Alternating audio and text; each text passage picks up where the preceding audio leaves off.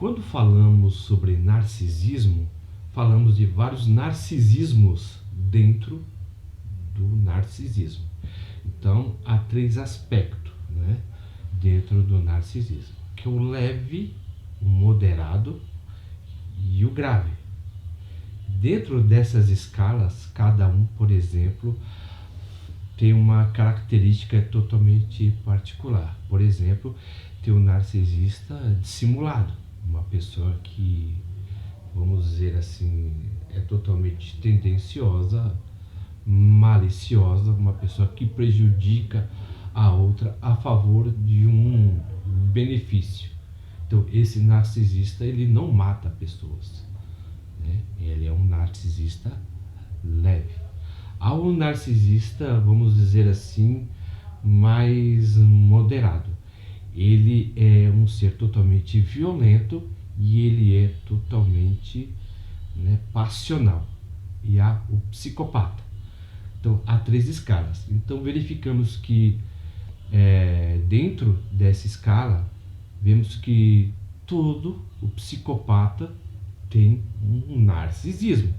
Mas nem todos os narcisistas são psicopatas. O porquê isso? O narcisismo, ele é um grau mais próximo, né, de um psicopata. Porque ele é manipulador, ele é dissimulador. Ou seja, o narcisista, ele manda as pessoas fazerem o serviço sujo. Algo que significa ser o serviço dele. Ele não faz. Então, como ele é um ser totalmente passional, na verdade, ele acumula essa raiva e ele tende a retornar a raiva na mesma proporção. Diferentemente, né, do psicopata. O psicopata, ele é totalmente frio, ele é totalmente apático, ele sabe articular esquemas para que ele próprio realize aquilo que está dentro do seu propósito. Então, o psicopata, para ele cometer um crime, na verdade, ele pode levar 1, 2, 3, 5, 10, 15, 20, 30 anos, porque ele tem paciência. Ele elabora, ele não é levado pelo ímpeto, ao contrário do narcisista. O narcisista, ele é totalmente passional, ele é nervoso. Então, os narcisistas, na maioria das vezes, são pessoas totalmente violentas. Conquanto que ele te conquiste, depois que ele te conquista, ele vai, na verdade, mostrar o seu verdadeiro caráter, né? Então, o narcisista maligno, ele é o tipo mais perigoso, porque, por exemplo, né, tem um narcisista que tem traços de psicopatia, mas ele, na verdade, ao contrário do psicopata, o psicopata é frio. O narcisista maligno, ele faz as coisas pela raiva, pela vingança, ele tem o prazer na verdade, de destruir a vida da pessoa. O psicopata, ele apenas faz isso por uma falta, né, de, como que eu posso dizer assim, uma falta de empatia. O grau de falta de empatia do psicopata em relação ao outro é muito maior do que o narcisista, porque o narcisista, ele faz por uma questão de vingança. O psicopata, ele não faz por questão de vingança, ele faz, na verdade, porque está sendo levado totalmente pelo seu instinto. Então, é uma característica própria do psicopata, tanto da pessoa que tem o transtorno de personalidade narcísica.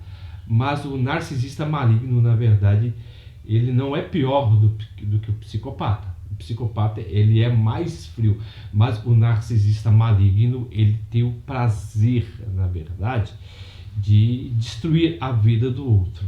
O prazer dele está, na verdade, em se sentir bem quando ele pune o outro, né? O psicopata não. O psicopata, ele tem uma, como é que eu posso dizer assim, ele tem uma visão totalmente fria da realidade, que as pessoas que não se encaixam, né, numa visão de sociedade perfeita, essas pessoas são apenas um determinado peso, então tem que tirar esse peso. Então ele pensa que tem como se fosse um chamado divino. Se olharmos, por exemplo, assim, os grandes crimes que acontecem nos Estados Unidos, os maiores casos de psicopatia sempre acontecem no meio religioso, né? Porque os psicopatas têm um certo distúrbio de grandeza, semelhante ao narcisista. Mas o narcisista ele apenas faz por uma questão de vingança. O psicopata não. O psicopata ele sempre faz por uma visão daquilo que ele tem que purgar o mal. Então verificamos que tem essa diferença. Então, dentro da escala do narcisismo, o narcisista maligno é o mais perigoso. Interessante que o narcisista maligno ele é sempre violento na maioria das vezes. Ele é focado na realização dos seus prazeres.